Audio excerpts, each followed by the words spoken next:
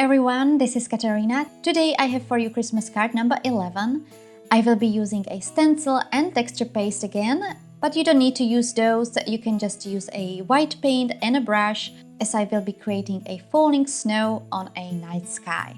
I will be using the falling snow stencil from Simon Says Stamp. I bought it about 2 years ago or so. And also I will be using the texture paste from Ranger. Also from Ranger, I will be using the Distress Watercolor cardstock. I bought it recently just to try it out because it is whiter than my usual cardstock and I wanted my cardstock to be white. And to create the night sky, I will be using Distress inks. I started with die cutting a rectangle using the stitched rectangular die from Simon Says Stamp, which was a little bit annoying as I prefer to use the dies from Create a Smile, which are for A6 cards. But the Distress Watercolor cardstock is for US sizes, so I took the dies from Simon Says Stamp. The Distress inks I will be using are Black Soot, Tumbled Glass and Chipped Sapphire, which I bought recently specifically for this card. I will leave the middle of the card white as I will be adhering a sentiment there.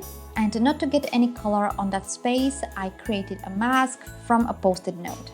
So I started with blending. First I used the Chipped Sapphire ink, which was my primary color.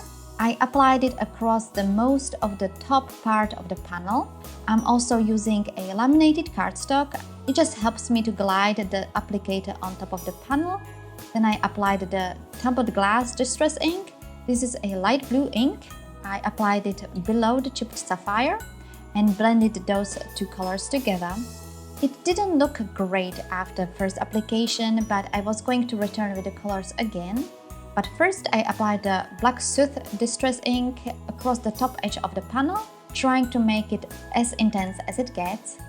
And then I came back with the Chipped Sapphire and lastly with the Tumbled Glass, just to smooth and blend everything out.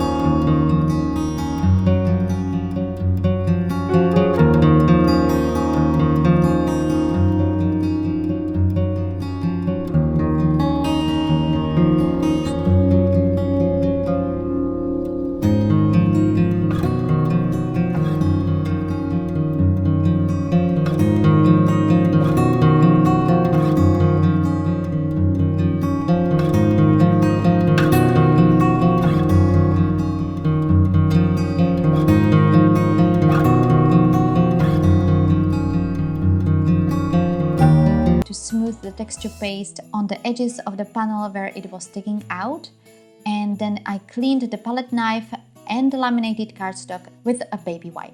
Here is the panel without the embossing powder. I think it looks pretty and for sure you could leave it like it is, but I wanted to add a little bit more sparkle to it.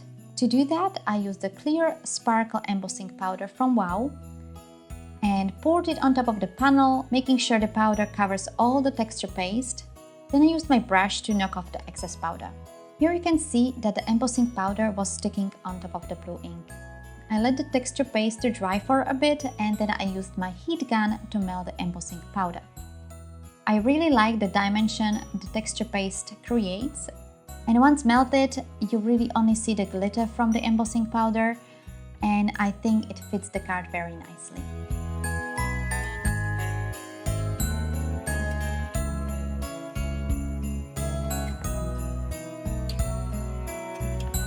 Next, I adhered a fan foam on the back of the panel, as the heat embossing also warped the panel a bit, so I wanted more support behind the panel. I die cut the Merry Christmas sentiment. This is sentiment from My Favorite Things. I die cut it 2 times from a white cardstock and once from a dark blue cardstock that I will add at the bottom. It's not going to be super visible, just a little bit. I just didn't want the sentiment and the white background to blend too much. I glued those pieces together. I used a Zig 2-way glue pen. I keep on forgetting I have it. It makes the adhering of the die cuts like this so much easier. I will skip the part with the adhering since this part is quite boring. I assembled the sentiment on top of the panel just to see how I wanted to adhere it. This is another sentiment I have where the word is split. In the card number 9, the winter word was split as well. Here the letter M in the word Merry is not part of the rest. Maybe there is a reason for it why they split, but I find it super annoying. To adhere the sentiment on top of the panel, I used the Zig 2-way glue pen again. And as a finishing touch, I used the Wink of Stella brush pen and add a little bit of sparkle to the die cut sentiment. Lastly, I adhere the panel on top of a white heavyweight card base. All my card bases are for A6 cards, and here you can see that the dies for US sized cards are not the best fit for the sizes in metric system. I don't mind that much, but it might be something to keep in mind. So the card is finished. Hope you liked it. If you did, please hit the like button and subscribe to my channel for future videos. The list of supplies will be below in the description of this video, as well as over on my blog. There is one more card to go. This time I won't be showing you a card I made. This card is made by my mom. And for more inspiration, check out the playlist of all Christmas cards I made this year so far. It should be showing on your screens right now. Thank you all so much for watching. Happy holidays, and I will see you in my next video. Bye!